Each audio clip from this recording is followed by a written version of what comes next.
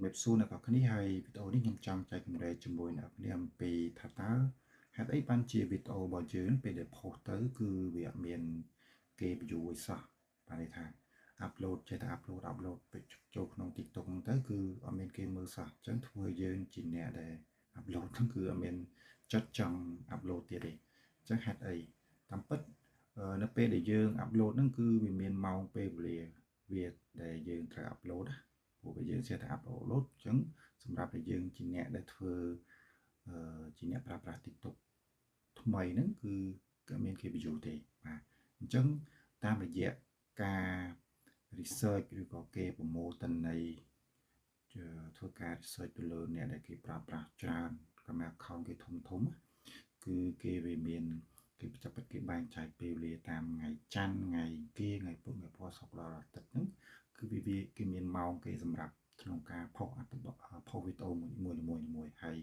ពេលដែលគេផុសហ្នឹងគឺមានការ view ខ្លាំងបាទអញ្ចឹងដើម្បីអ្នកនរគ្នាចង់ដឹងថាតើម៉ោងណាឬក៏ពេលវេលាណាហ្នឹងដែលយើងអាចផុសទៅគឺមានគេមើលច្រើនតើយើងទៅមើលតារាងរបស់គ្នាបាទនេះគឺជាតារាងមួយដែលធ្វើការ survey ដោយខាង Social Pilot ទាក់ទងទៅនឹងម៉ោងពេលវេលាដែលល្អបំផុតក្នុងការផុសនៅលើ TikTok របស់យើងបាទតែពិតវាមានម៉ោងផ្សេងគ្នាបាទអញ្ចឹងអ្នកទាំងអស់គ្នាអាចមើលតារាងហ្នឹងដើម្បីដឹងថាតើម៉ោងណាគួរតែផុសនៅវីដេអូរបស់យើងនៅលើ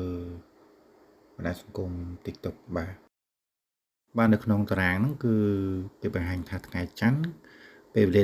ដែលល្អបំផុតសម្រាប់ផុសគឺម៉ោង7ម៉ោង11បាទហើយនឹងម៉ោង10ល្ងាចចំណែកថ្ងៃអង្គារគឺម៉ោង2កន្លះនិងម៉ោង4ព្រឹកហើយនឹងម៉ោង7ល្ងាចបាទក្រៅពីហ្នឹងគឺមានថ្ងៃពុធពហុសុក្រសៅរ៍អាទិត្យវាមានម៉ោងផ្សេងគ្នាហើយថ្ងៃដែលល្អបំផុតគឺថ្ងៃអង្គារនិងថ្ងៃពហុបាទថ្ងៃពហុហើយថ្ងៃដែលអត់ល្អហ្នឹងគឺថ្ងៃសៅរ៍ថ្ងៃអាទិត្យបើយើង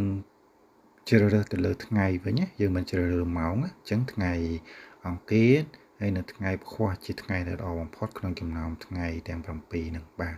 ហេតុអ្វីបានជាគេហ៊ានអះអាងដូចនេះបាទដោយសារគេសិក្សាទៅលើ